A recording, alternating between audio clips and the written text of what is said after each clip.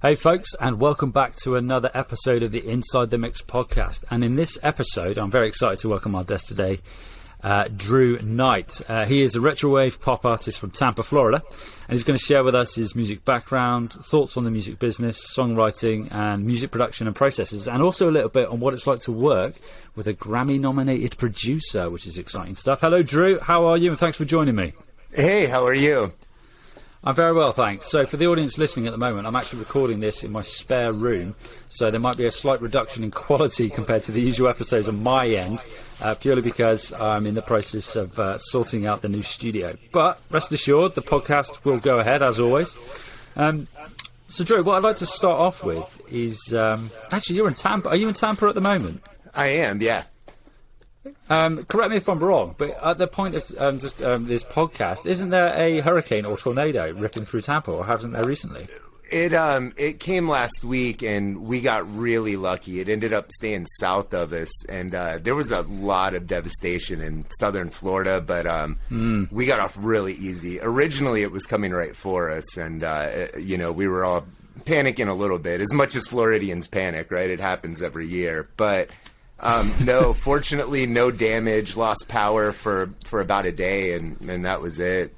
Back to normal. Oh, that's good to hear. It's good to hear. I did wonder, because when I was going through and creating the notes for this episode, and I saw, actually, Drew's in Tampa. So that's good to hear. I'm glad that everything's okay your end. Oh, we dodged a bullet, for sure. Yeah, I can imagine what I've seen. I think you have. What I'd like to start off with then is a bit about your life before, your musical life really, and sort of Sure. Where did it all begin? So up until the point where we're at now, where did it all start? How did you fall in love with music? So it started really young. My dad, when I was a kid, played in cover bands, right? He played in like country cover bands and things like that, and he was a drummer. He did it for extra money. He wasn't, he wasn't trying to climb Billboard charts or anything. But when I was like 10 or 11, he had kind of stopped doing that and gave me his drum set. So I actually started on drums, and I was about as good as Animal from the Muppets, right? So they got me a guitar the next year, right? They got me an acoustic, and then they got me an amp that I could turn down. So, and then piano lessons, voice lessons, all of that stuff. So I've been at it for a while, and I guess in high school I started playing in like punk bands and post-hardcore bands, right, all through the 90s and stuff. And then I've been in really great studios, always enjoyed it, but I would say around the time of the pandemic, right, I had all this time on my hands. We were working from home, and that was all good. So I wanted to get back into making music, and I wanted to do something that I could just rely on myself for, right? It was very difficult playing in bands, right? You're counting on 4 or 5 other people. It was hard to line schedules up. So I was like, you know what? I want to take a shot at electronic music, and I'm gonna really dive into learning how to produce. Like, I've always had GarageBand and Logic.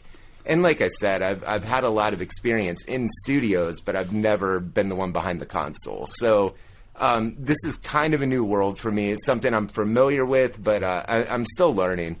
So, that's how I got into synthwave. I really started falling in love with the genre, and I was like, I can figure this out, right? So I was watching online mixing and mastering tutorials. That's actually how I met Bradley. I signed up for his classes, and him and I started working together. And, here we are. 3 years later, we finally releasing music, which is really awesome. No, that's great. So growing up, your dad was a drummer, as you say, so you played drums, and then you sort of moved into as it's a common theme now with regards to the pandemic. So during the pandemic, you found that extra time to then start producing and writing music. And it's interesting that you mentioned there about how moving to electronic music, and I've experienced this, is where you then become self-reliant. So you're not at the mercy of somebody else's schedule, and you can sort of write and produce at your own leisure, as it were, obviously time permitting. So did you start producing then during the pandemic? So you weren't actually producing as an electronic artist prior to the pandemic? No, not at all. My experience was really mixing demos, right, in Logic for bands. Like I would do a lot of the songwriting, so I knew my way around the DAW, right? So I could navigate it, and I generally knew what everything did. But as you know, right, mixing is an art. There's a lot to learn. There's a huge difference between putting songs together for demos and then polishing a record and making it sound great. So for me right now, what I do, I do a lot of the pre-production at home, like even the stuff we do with Bradley. I'll do all the writing, everything in my room, and he'll typically take that last 25% of the song and put that polish on it and put that level of refinement that, I don't have the experience to do, and he's great at it. So my philosophy is hire people for the things that you can't do yourself, right? Do as much as you can, but you can't be everything. You've got to be kind of the architect, right? So you've got to hire workers. You've got to hire people to help you out and hire professionals. Yeah, I totally agree with that. And it's great. I like the idea that you say that Bradley being the audio engineer, the producer, takes it to that extra 25% and comes and helps you create that final product. Because you are right, and I do agree in the sense that you can't be everything. You can't. A jack of all trades really does. I mean, there is that saying, and it does. I don't know if it necessarily works in the music industry. You need to know when actually this is beyond my skill set. I need to get help, and I need to get somebody else involved in the project. And what we're going to do is, because we're going to talk through your experience and your relationship with Bradley a bit later on, because I'm really interested to know about that a bit more, and I'm sure the audience will as well. Before we move on to that, what I want to know from you is, when you were growing up, so you mentioned about being in a punk and post-hardcore band, was there a sort of an album or a song or an artist that had a really indelible mark on you and it sort of kick-started the musical journey? Oh, wow. There were a lot. I wouldn't even know where to start digging into that, to be honest with you. For me, like, high school was all about, like, old pop punk, right? Like, I loved, like things like Lagwagon. I don't know if you're familiar with any of those bands, but it was all the, like, late 90s, like, Lookout Records stuff and, old Epitaph stuff. Like, I loved all of that. The Refused, I think that was a great album, The Shape of Punk to Come. So, and then moving into, like, the 2000s, I think Thrice was always an amazing band. I think they always had a big influence on me. I think Dustin Kinsru's lyrics were unbelievable, and, I think that just the musicianship in that band was amazing. And they wrote really good songs, But I also love pop music too. I mean, and I think that's what we're trying to find right now, right? And that's kind of what Bradley's helping me navigate, because, synthwave, I'm going to get kicked out of the genre for saying this, but, to a point, it's getting used up. You know what I mean? It's a lot of it's starting to just sound the same. It's hard to distinguish the artist, and I love it still. I mean, don't get me wrong. It's something that's heavily in rotation for me, but I just, I want to do something that's a bit more of that, like, alternative pop, right? And has that feel of synthwave, right? Just elements of it. I think as artists, you have to be a combination of all of your influences, right? That's what makes artists unique, right? We all have different things that we listen to and different musical backgrounds. And, what makes an artist interesting is all of that influence being put into something new. It's got to be familiar, though, right? As a new artist, you can't just go off the rails and create a new genre, right? Who are you going to sell that to? Who are you going to market it to? Who's going to listen to it? So you've got to start somewhere. You've got to build a base, and then you've got to find your own sound. And then eventually, as an artist, you have to lead, right? You can't follow what everybody else is doing, or you're going to get lost in the shuffle. Yeah, I would agree with that. And what you've mentioned there, so just going back to what you said about punk and pop, so you've got that punk and pop influence, and you say that Bradley's there helping you sort of fuse that sound. And what you said there about being, it's almost like a sum of the parts, you're a sum of your parts, echoes what a conversation I had with Brandon, who's a producer called 1=2 on a few episodes back, where he said the exact same thing. His music and your music is sort of like a showcase of all your influences, and you should embrace that. And I do agree with the synthwave side of things. Now, I love synthwave, and I share a similar viewpoint to yourself in that you could almost do synthwave by numbers. And that's kind of not the route you want to go down. And I can hear that in your music, in that you're doing something different. I mean, I love listening to synthwave, but I think it's great. And to keep the genre fresh and just synth music fresh, it's good to come at it from a different angle with these different influences. And you see it now. This is what the 30th interview I've done, and you've come from a sort of a post-hardcore punk background. I've spoken to Herman of the Future Kids, who's hip hop, and then you've got metal, and you've got rock, and you've got alternative, and you've got all these different influences, which is amazing. But once again, yeah, I totally echo that with the sum of your parts.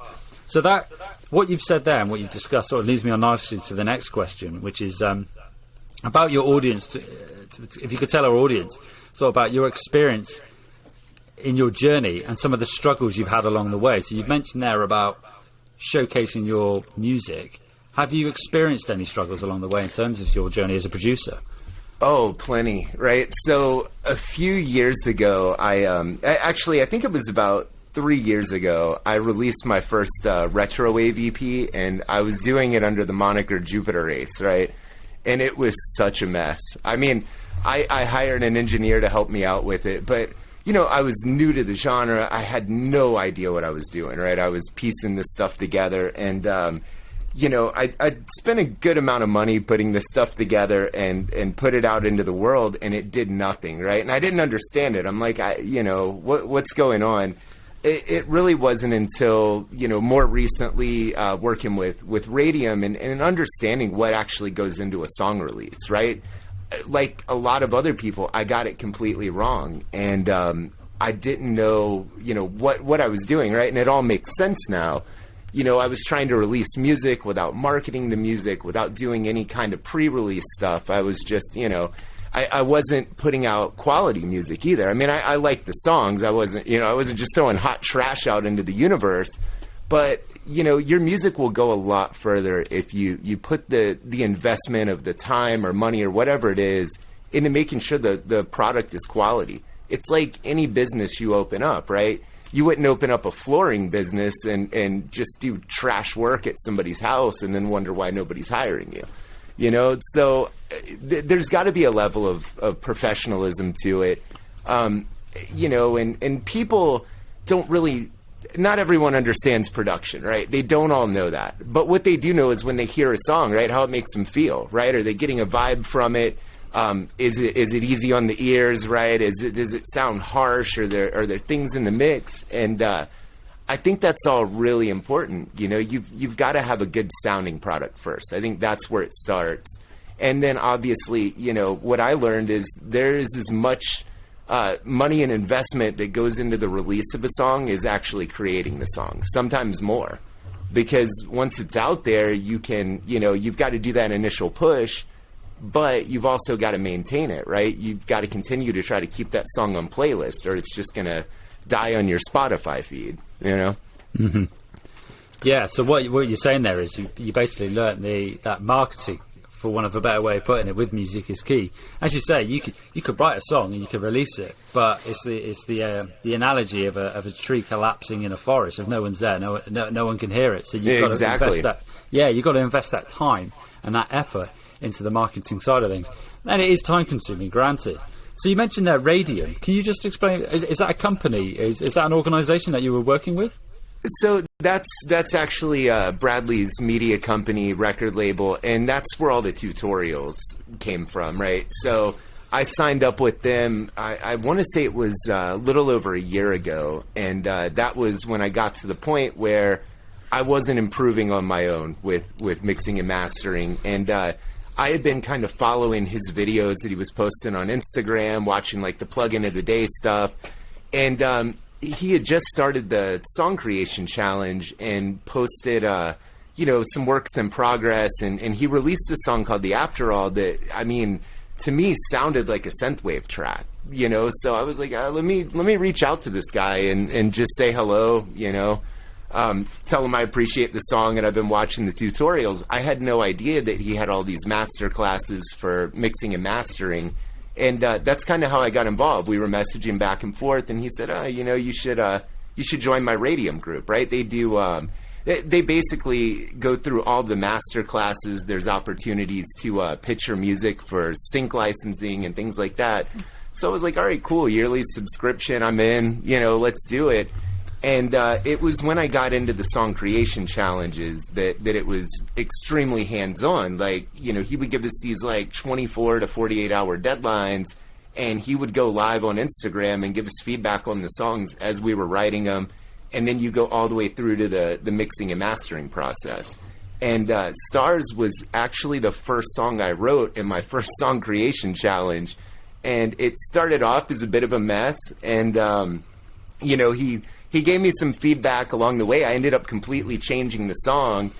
And the song Stars is actually about the song creation challenge in a sense, right? It was what I was going through at the time. I was kind of... I was going through that kind of self-doubt that every artist goes through, right? I think that's pretty common. We constantly compare our music to everybody else's, and, you're listening to fully mixed and mastered tracks on Spotify, right? And you've got this rough track on your computer. You're like, there's no way it's that good, right? So, as we got into it, I the night before I was actually about to drop out of the challenge because I'm like, I'm never going to get lyrics done for this song. And, I kind of had this realization, like, if you want to do music and you can't finish the song in a week, right?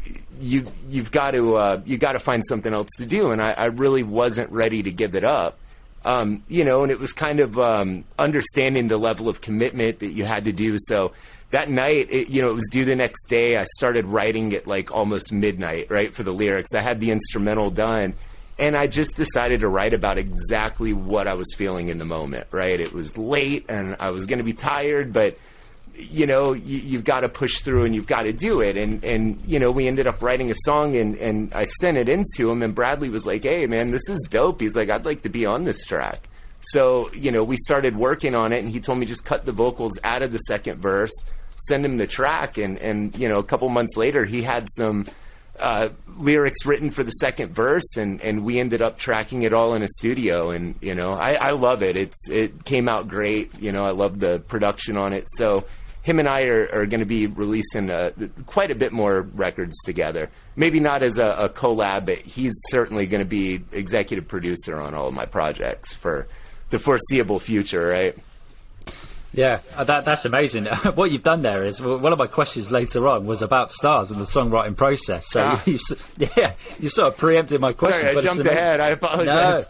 No, that's fine, man, because what you said there is amazing. And I think the great thing about this particular episode, which is probably something that we haven't covered on previous episodes, is the idea of outsourcing, collaborating, and actually paying someone and getting that additional help to take your music to the next level.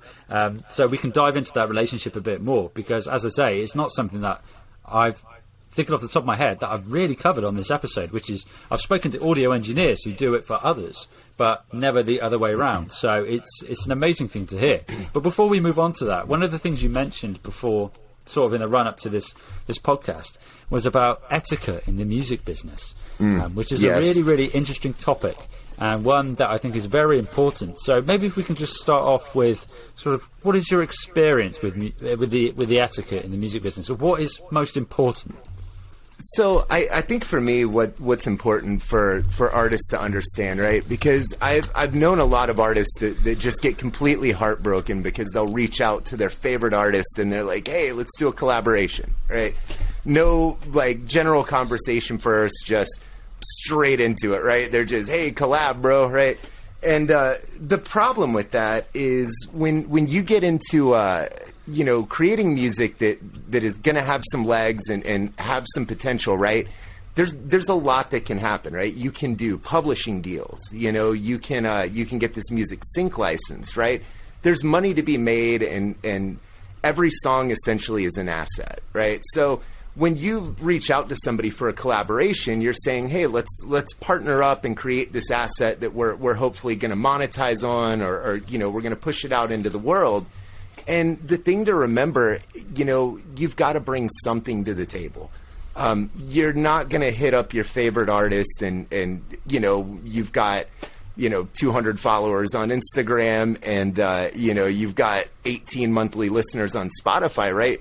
Why would they take that chance on you, right? What are you bringing to the table? That's to me the musical equivalent of standing outside a gas station asking somebody to bum a cigarette, right? You're just asking for something at that point. So to me, it's, if you don't have the followers, you don't have the crowd and all of that, then what's left, right? You bring money to the table or you bring a good deal to the table. You have to say, all right. So for me, for instance, right, I don't have a huge following.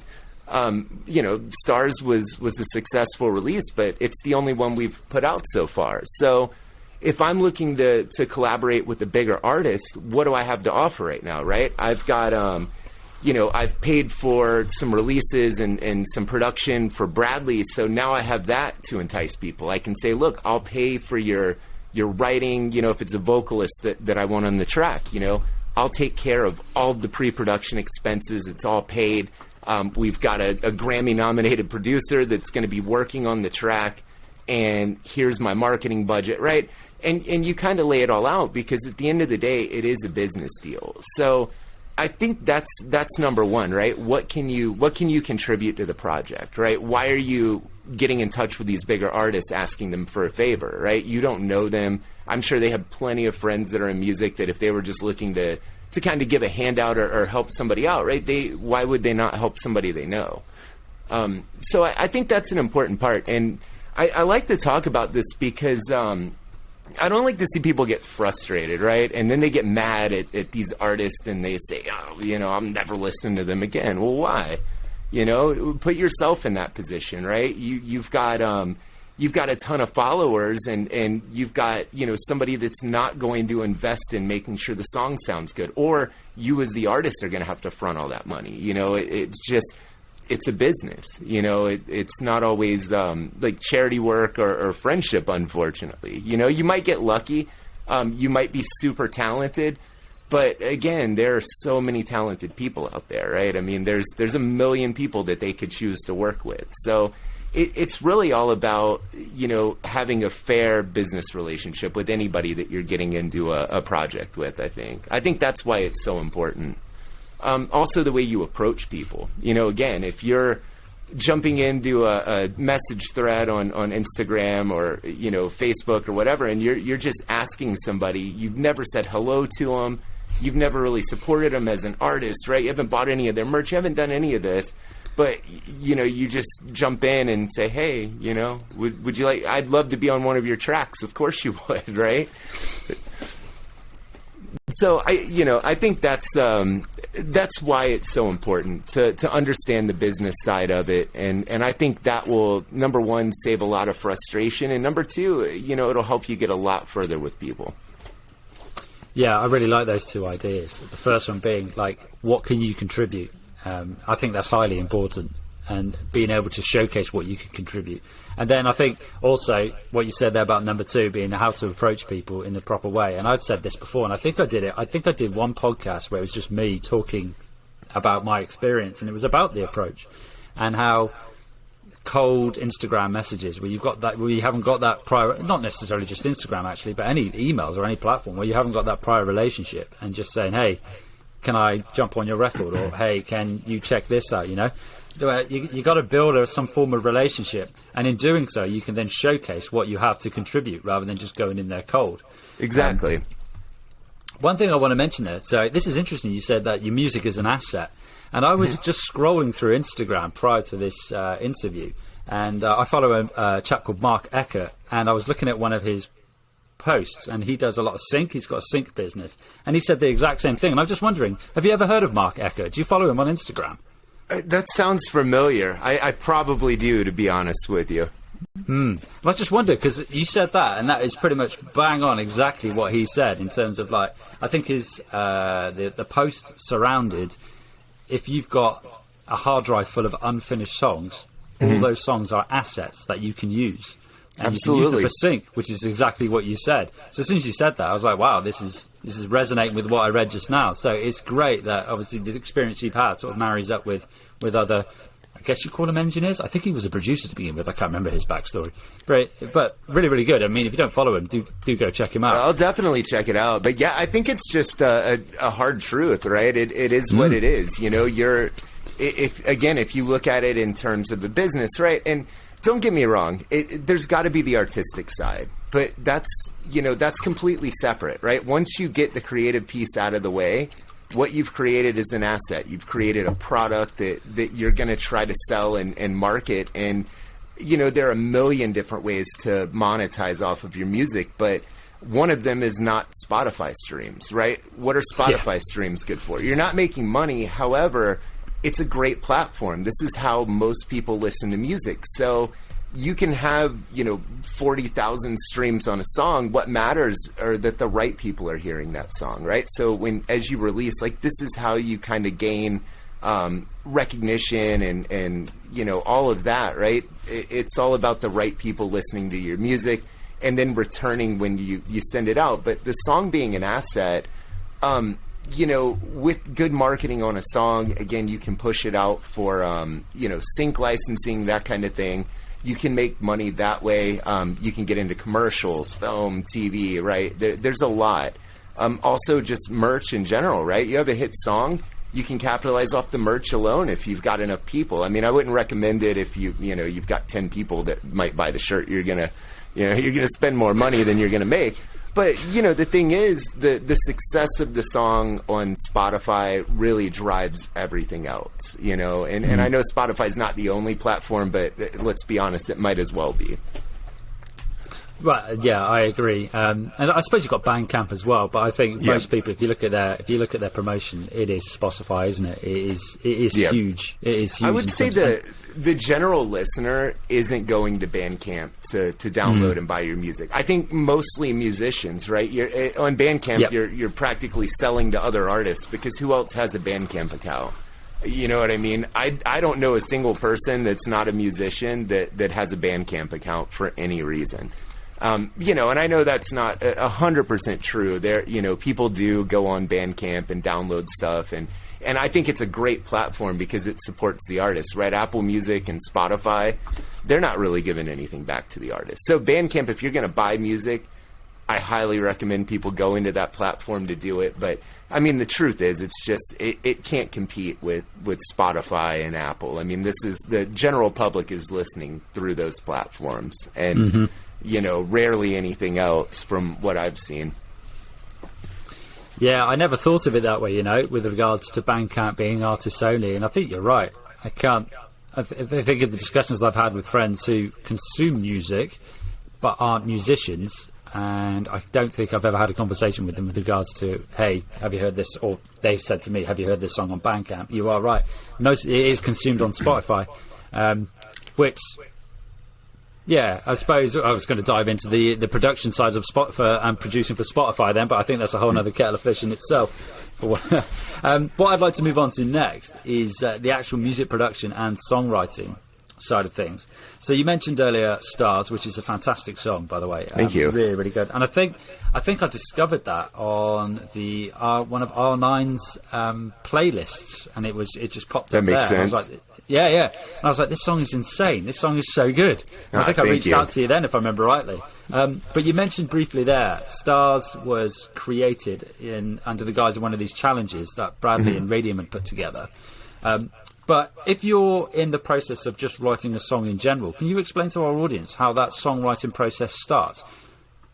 Absolutely, and I'll start this with another story, right? So, one of the problems I was having, again, when I started doing these song challenges, was I wasn't finishing work. I would go in, and I had no process at all, right? It was just, let's open up a Logic session, start finding sounds and go at it, right? And, what this did for me was really streamline that process. And I have such a formulaic process now from start to finish to create a song. Not to take any of the artistry out of it, just the process of how things go, right? So when when I sit down, the first thing I do is create a sound palette, right? And this is all stuff that we've learned, through working with Bradley, right? So first thing you do, figure out what genre you're going to do, or at least ballpark, right? Or what type of vibe you're going for. So I'll go in and I'll get the drum kit set up, like electronic drum kit, obviously, right? I'll go in and piecemeal that together, and try to build somewhat of a groove and get an idea, and then just line up the instruments that I think are going to fit well with it. And those may change out over time, but, not doing a ton of mixing or production. The idea is to really just get the idea out of your head, right? And typically we'll start with creating like an 8 to 16 bar loop of something that's just undeniable. Like I can listen to this over and over and over again, right? And that becomes the basis of your song. That's typically, I like to start with the chorus because I think a good hook on a song is so important, right? And my background having coming from that late 90s, early 2000s punk, I mean, that was the thing, right? It was these big hooks that were memorable, and, that resonates with people, and it resonated with me. So I think you'll hear a lot of that in the influence of these choruses on my song, right? I think that's where the retro piece comes in, because I like these big choruses with harmonies and all of that, right? I'm kind of a junkie for that hook, so I want that in the songs. But anyway, we'll get this loop done, go in and then start messing with the sound design a little bit, and then try to set up somewhat of an arrangement, right? The last thing I typically will write will be the vocals and the lyrics. I'll know the melody by the time, I'll know exactly where I want to go, but then it's just a matter of getting on a microphone and really just kind of mumbling and saying things that fit that melody until something strikes me and there's an idea there for a song. The lyrics come so randomly to me. It's either I'll sit down and write an entire song in 5 minutes, or I'm working on it for 2 months. It varies song to song, but the process never changes, right? And then I'll get the production to the point where it will translate well to a producer. Whether I'm working with Bradley or I'm going to send it to someone else, it doesn't matter, right? I think a big piece to this too, and we talked earlier about hiring people to do the stuff you can't. And I think there's a bit of shame with some musicians in doing that. And I don't agree with that, because I think that, if you've got this idea and you're going to hire people and outsource it, the more you know about all of the jobs that need to be done and outsourced, the more control you're going to have over the final product, right? And that's what I mean about you've got to be the architect. I don't have to be the best mix engineer in the world, but I have to know enough to be able to speak to a mix engineer and tell him what I think is wrong with the song, right?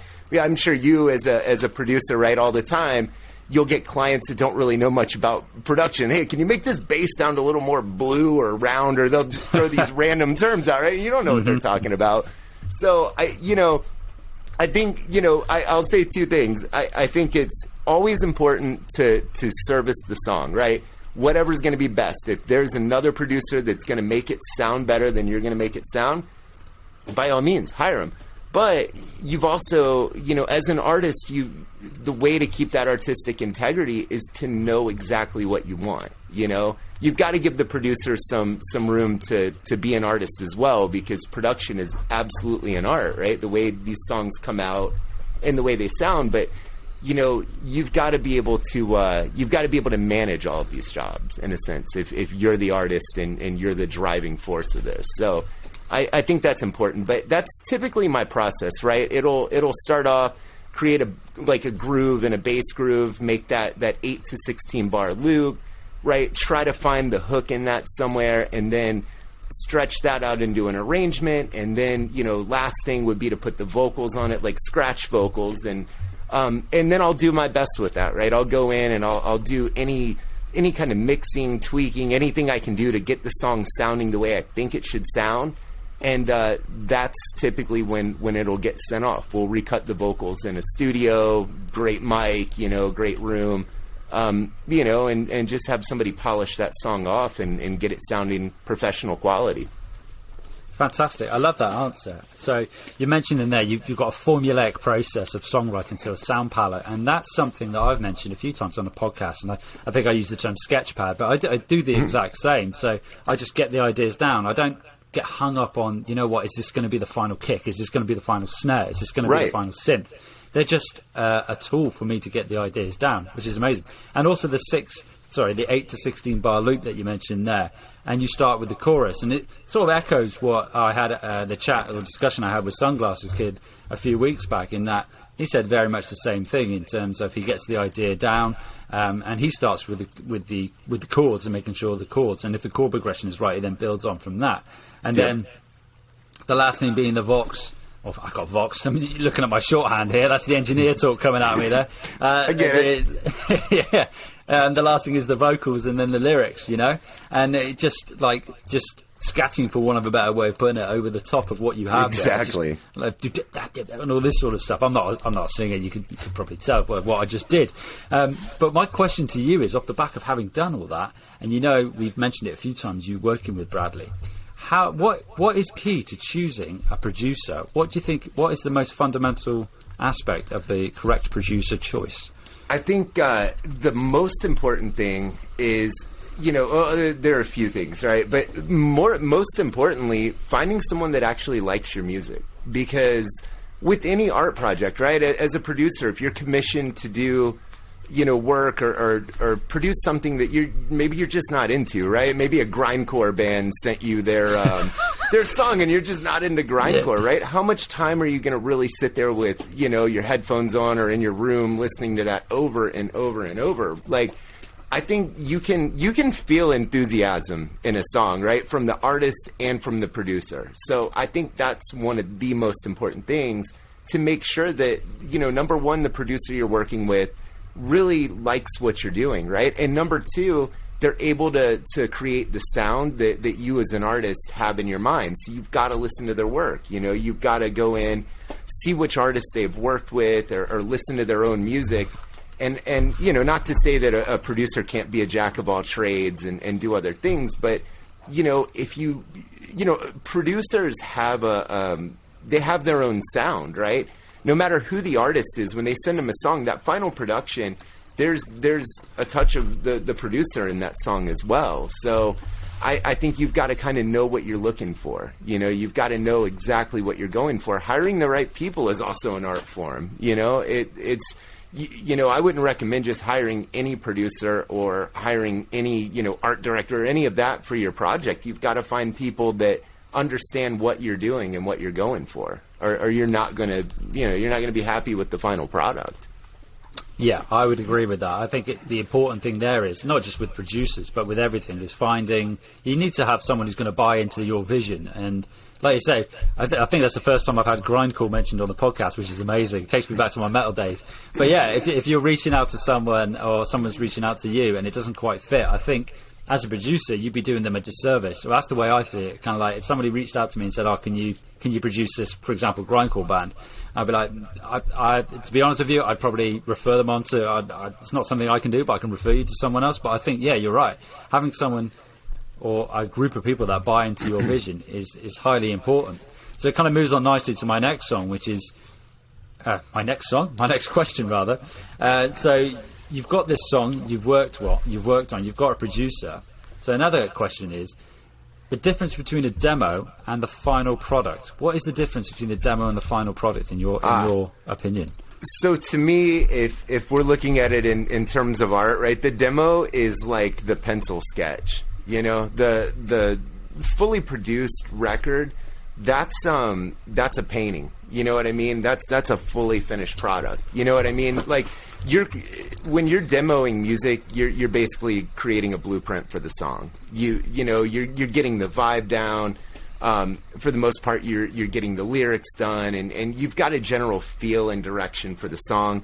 The production, to me, is where it gets really interesting, right? That's when things start to hit it in the right places, and this is when you polish it. You know, your music is a legacy. I made the mistake of, you know, posting and releasing music that I did at home and didn't really know what I was doing. I didn't have the tools for the job at the time.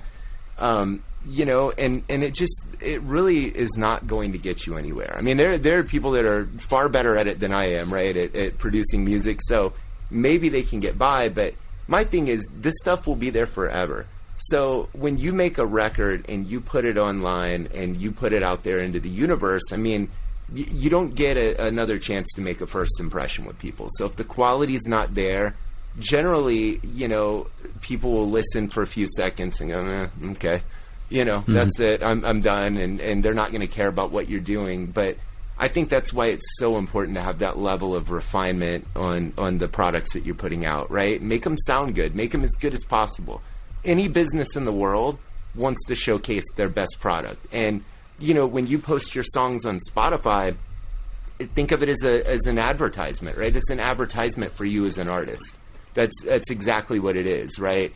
I mean, you wouldn't run a commercial ad of your worst work, you know what I mean? Or just spotty quality or any of that. You want to showcase your best, and I think that's why it's so important.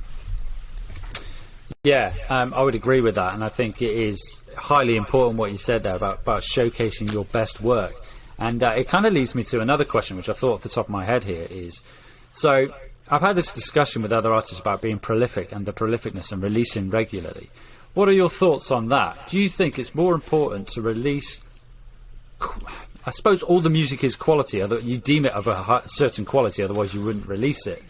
But would you say it's more important to release quality over quantity in order to sort of establish yourself and build as an artist? 100%. And again, that's a lesson I learned the hard way, right? The reason I was posting this demo quality music before, and it's all gone now, I took it all down, was, I felt like I wasn't keeping up with everyone. When I first got into synthwave, Instagram seems to be just like the hub for all of these independent artists, and it's a very friendly community, and everybody talks to each other and reaches out.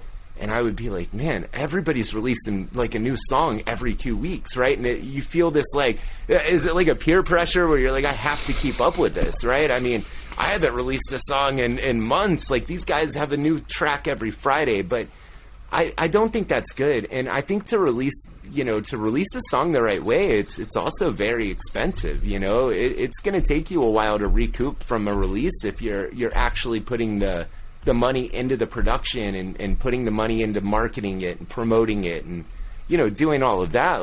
I need time to financially recover in between releases too.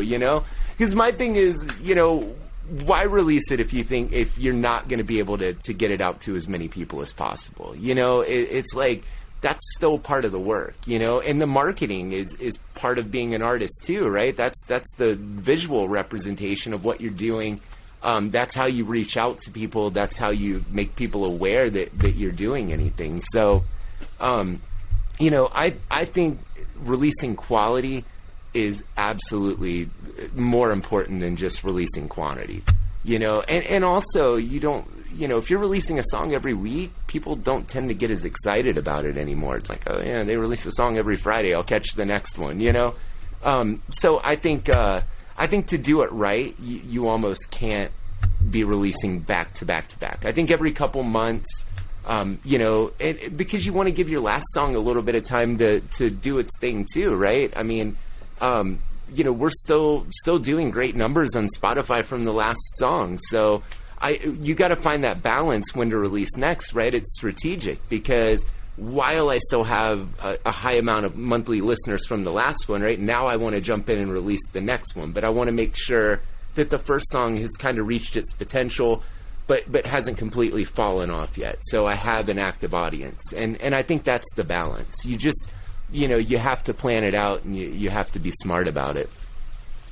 Yeah, and I think you're right in saying that the quality is paramount over quality. And what you said there about releasing sort of weekly or fortnightly, I mean, it echoes the discussion I had with someone recently on the podcast, and I can't remember the artist, but it was a case of you see a song released and a song released and a song released, and I admittedly I've said exactly what you did there, and I said, I know they released a song recently, I'll check that one out later. It kind of, I put it on the back burner a bit, because I kind of know what to expect, which probably isn't the best thing to say, but unfortunately that's part and parcel of it, I think. And you're right. You do need to let a song needs room to grow and room to breathe in. You need to invest that time in it as well. So that kind of leads on nicely there. I know we mentioned earlier about Stars and how it came to fruition with your relationship with Bradley. But can you just tell us a bit more about the songwriting and composition? We know that it was part of the challenge, but how did it all start? It actually started with that bass line. That was the first part written, right? I had a kick drum and that bass line, and I had no idea what I wanted to do lyrically. It was just a lot of pressure, right? It was like, all right, you've got 48 hours, you better have a loop done, right? And I remember the first, 16-bar loop I had turned in, I thought his head was going to explode. He's like, what is this? It's a mess. You've got synths coming over here. And, I had my biggest challenge was I like to add too many things to a song. I had way too much stuff going on, no room for the vocals, I've learned to be a bit more subtle in my approach, but that's kind of how it started, right? It was the bass line was kind of the driving force in that song originally. And then the rest just, it kind of came together as the ideas for the melody came in. And I remember, I had actually written the chorus, or pieces of the chorus. The lyrics were a little bit different before it was due. And that's kind of where the inspiration sparked, right? Because the night of, when I was thinking, all right, I'm going to get kicked out of this challenge if I don't have something turned in, that's the wheels were kind of spinning there. And I was like, you know what, I'll just write about exactly what I'm going through right now, right? It's late, I'm tired, but I'm not willing to give up on this. And, and I really felt like I needed to make a decision that night. Like I've already invested a ton in gear and, moving forward as an artist, if I'm not going to do this and I'm going to drop out of these challenges and not finish it, then I need to give it up. But, I also know that I'm not going to be fulfilled if I'm not creating music. I mean, it's been a part of my life so long that it's difficult to give up. And literally, that's what the song's about. It was about that kind of deciding moment, all right, I'm going to lean into this. I'm all in. I'm going to keep pushing to make music, and I'm going to do this. And I think it translates well because it's kind of just in general about following a dream, right? And I think people relate to that. I don't think the lyrics are so on the nose that they're like, oh, he's specifically talking about this, but I think people kind of understand the feeling. I think maybe that's why that song particularly resonated with people, because I think we all kind of go through that at times. So it felt like a very good topic to write about. So that one just kind of came together. And as far as Bradley's part on that song, he sat back and he wrote his own verse and all of that on it. I actually originally recorded a second verse of my own that was absolutely different from what he did. I'll share the demo with you too, so you can hear it. But the original version of the song, it's the chorus is there, the first verse is there, but there's some things that are a lot different. And the second verse without Bradley, it sounds night and day. He really added a lot to that song. Yeah, I think your vocal performances complement each other really well on that track, I've got to say. Thank you. And once again, it is a fantastic track. And what I like, what you mentioned there, is the less is more approach, and it's something I've experienced having done my own tracks, because I am very much like yourself. A lot of the time with a song, I'll throw the kitchen sink at it, and then I'm like, there's no room to breathe in this song whatsoever, and it just sounds like a cluttered mess. And then the mix itself turns into an absolute pig because I'm having to get rid of X, Y, Z to make room for. And I haven't even got the vocals in there yet. So less is more, and I think that's something that I'm realising more and more as I chat to more and more artists on the podcast. But what is even... Sorry, go ahead. Sorry, no, you know what I think it is with that, though, to be honest with you, right? When you're writing a demo, so a final song... each instrument might be shipped off to multiple buses, right? And it's panned out left and right. When you're originally writing and you've just got that single synth sound or whatever, you're trying to fill up all this sonic space, right? From the get-go to make it sound good and feel good. Yep. And then when you get to the mixing part, you realize, I've got to make some decisions. I can't have all of this stuff. It's just one big wall of sound. I'm literally playing every note in the key right now, and I've got 15 different synths doing it. So I think it's for me, a lot of it was just not anticipating the big picture at the end. I was just trying to have all the sonics in the song right from the beginning. Yeah, I think you're right, and it goes back to what I said earlier, I think, about how using the DAW, your DAW, as a sketchpad, as a sound palette, and not trying to get it perfect from the get-go, because that's where I've fallen into that trap of doing exactly what you said, is it's not sounding like the final mix, so I'm just going to chuck this synth in there, I'm going to chuck that synth in there, I'm going to have this transition, that transition, I'm going to have 4 different basses going on to fill out the sound. I haven't even mixed it yet, and then when it comes down and mixed down, I'm like, what on earth have I done to this song? And it's something I've learned, and I now, fingers crossed, I'm not going to take going forward. But what you also mentioned there is about deadlines, and I try and use this in my own productions, and it's something I bang on about as well when I talk to other artists. Do you still use the deadline approach when you're writing music outside of the producer program that you're with Radium? Absolutely, 100% of the time now. I will say there are songs that I'll get the instrumental done, and if it's not part of that challenge and I'm not trying to turn it around quick, I might put it away and come back to it another time to work on the vocals and lyrics and all of that, because you get burnt out on tracks too, right? It's hard to maintain that enthusiasm when you've been sitting there with headphones on for days and hours, just plucking away, listening to the same loop over and over. Sometimes you've got to give the song a little bit of time to just sit and come back with fresh ears and listen. You might hear things you didn't hear before, but I still follow the process. And if there's a song that I'm like, all right, I need to get another single ready, then I'll absolutely use those same deadlines, 24 to 48 hours. I tell myself, all right, today I'm going to sit down and I'm going to work out the sound palette. Then the next day I'm going to go in, I'm going to create a groove with like the drum and bass and maybe like a pad or something to kind of figure out the song. And, then day 3 would be really going in and doing sound design, shaping that loop, getting everything sounding good, and then expand that out into an arrangement. Because to me, like working from the chorus first, that's where we're going, right? Like the chorus, like that's the song. That's the part people care about. And my philosophy with the chorus is get there as quick as you can and stay there as long as you can, right? Because that's the memorable part. So once you have that chorus written, now it's like, all right, how do we find a way to this chorus and a way away from this chorus, right? Like how do we have that journey back to this? And so that's kind of the philosophy I follow, right? And it's the same process every time for me. It just works, right? If it ain't broke, don't fix it. Oh, 100%. I totally agree. And I really like what you said there about how getting to the chorus as quick as you can and staying there for as long as you can. I've never thought of it that way. And I think that's that's going to be a really good soundbite for this episode. Sure. Yeah, it's one I'm certainly going to use. So off the back of that, so I'm well aware of time here, and I've got a couple more questions I want to put towards you. So you're working with Bradley Dennison and you're collaborating with him. During that process, what is the single most important thing that you've learned from Bradley? Oh, man. From that process.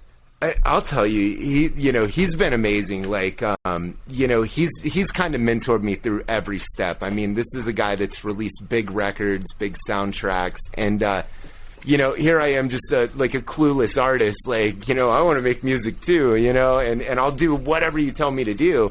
But, just the last release, I mean, I learned a ton about just how the process goes, right? Like, what you have to do to get on playlist and who you should be reaching out to and creating mailing list and, using your content to kind of support that marketing as well. And just in general, kind of my approach to doing every bit of it has completely changed. I mean, a lot of the stuff he was doing was really familiar and I understood it, but it just, it seems a lot more practical in hindsight now, but these are all things I really didn't know how to do. So, I mean, he's really helped me out with every step of it, trying to figure it out, right? Getting me that much closer to being a bit more self-sufficient as an artist. Excellent. So, is it fair to say then that it is not necessarily the music per se, but it's everything that surrounds the music and the musical release is the fundamental thing that you've learned? Yeah, absolutely. Right. The song is always first. It's always the most important. And again, he's helped me light years with the, just composing and getting the pre-mixing and all of that stuff done. But yeah, I mean, really, I think the part that most artists struggle with are kind of understanding that there's a lot more to it than just the song creation, right? You're an artist, so the music is one piece of the art, right? You've also got all the visual stuff and the artwork and the marketing, and it's all got to stay true to your vision as an artist. And I think that's the most important part. Yeah, totally agree with that. Sorry about that. No, that's my fine. My phone's been buzzing in my back pocket for like the last 20 minutes. It was annoying me. So my final question to you, and this is quite an interesting one, and it's not one I've actually asked any other artists on the podcast, of mixing things up a bit with the questions here. Are there any tools or resources that make songwriting easier for you? Is there a tool or resource that you would recommend? Or maybe a process? You know what? Buy every plugin. That's what you need for inspiration. It's an investment in yourself as an artist. No, I'm kidding, but I have done that too, right? Mm-hmm.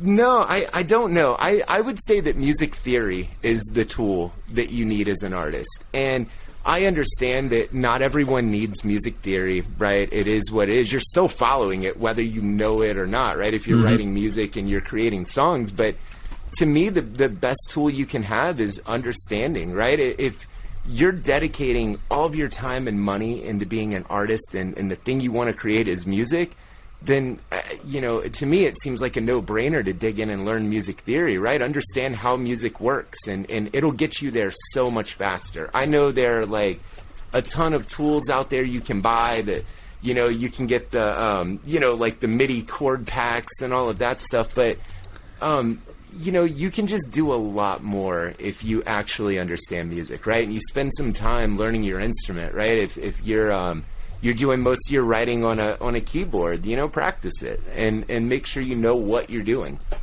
I think that's the biggest thing because, if you understand music theory, it gives you a lot more options. It helps you know where to go with the songs and the songwriting. It lets you know what you can and can't do. I mean, even understanding and knowing music theory, you're still going to make mistakes and you're going to struggle to find, things. But I think that definitely helps the process out. I think that'll get you the best start because we all know the feeling of staring at a blank DAW, right? And you're like, all right, I can do anything and I want to do everything all in this one song. So it's like overwhelming the amount of possibilities that are actually there. So I think it's good to have it rooted in theory and really understanding how music works, right? And, that would be my advice to anyone. Don't, you can buy these software programs that'll help you put a chord progression and write a melody, but if you're going to use them, learn to reverse engineer that stuff so you can figure out why it's coming to these conclusions, right? And then you don't need that software anymore. You can still use it for inspiration. I mean, do whatever you have to do, right, to get the song written, but I think that would be the best thing for anyone. If you're writing music, understand music theory. It's important. Yeah, I think that's a fantastic point. And I'm lucky enough that I grew up playing guitar, so there is music theory going around in my head in some way, shape or form. And it's something I experienced because I was self-taught up until a point. And then I went into the studio and then realised my technique was shit, for want of a better way of putting it. Yeah. And then I was just like, I need lessons, man. And then I went and got lessons, and my guitar tutor was like, yeah, your technique is shot. You need to do this, this, and this. And I learnt more theory. And you're right, it does help. When I've entered situations whereby I don't know where to take a song, and I might do something along the lines of I might find the relative minor to a major or vice versa. And without having that theory knowledge, it's not somewhere where I could potentially take that song, or knowing how to augment chords and all that sort of stuff that goes with it. So even just having a basic understanding of scales, of theory will certainly help, and there's enough out there to help you. And I do agree with what you said about the silver bullets that you see online. And I had this discussion with the Synth Pals virtual pub thing that we do, and it was a case of I think it was George mentioned there was a program whereby you could create professional chords and it will do it all for you, which is all well and good, but if you don't understand how it's done, I suppose you could do that. And then it's important to do what you say, which is to then reverse engineer it and think, okay, it's done that, well, why has it done that? Just to help you understand. So no, I totally agree. I think that's a fantastic point and something that the audience can certainly take away. Drew, I'm well aware that it's now approaching the hour mark, so I'm going to give you the opportunity here. Where can our audience find you online? Where should they go? Mostly Instagram, right? And obviously Spotify. Look me up on Spotify, stream my songs a bunch of times. Appreciate it. But yeah, I mean, I'm most active on Instagram. I mean, I'm on Twitter. I've got a Facebook account that I never look at, but you know, Twitter, Instagram, I'd say I'm more active on those, and you know, TikTok, I'm trying. So, you know, if you want to show me support, get on TikTok and be one of the 6 likes on my videos. I'd appreciate it. Yeah, TikTok's another beast in itself. I'm still trying to work that out myself. But I'll put links to all those in the episode notes. And the audience, please do go and check out Drew's work, and do go check out Stars, because it's a fantastic song. If you haven't heard it already, I know Thank that you. you're going to love it. Drew, thanks for spending the time with me today. It's been great to pick your brains on this, because as I say, it's a topic that I haven't actually covered in the podcast before, so it's going to be a really, really good one. And I'm excited to get it out there, and I'm sure our audience will get a lot out of the episode as well, as I have done too. So big thank you again, and I'll catch up with you soon. Thank you. Sounds good. That hour went quick. It was fun. It certainly does, doesn't it? I'll speak to you soon, buddy. All right. Take care.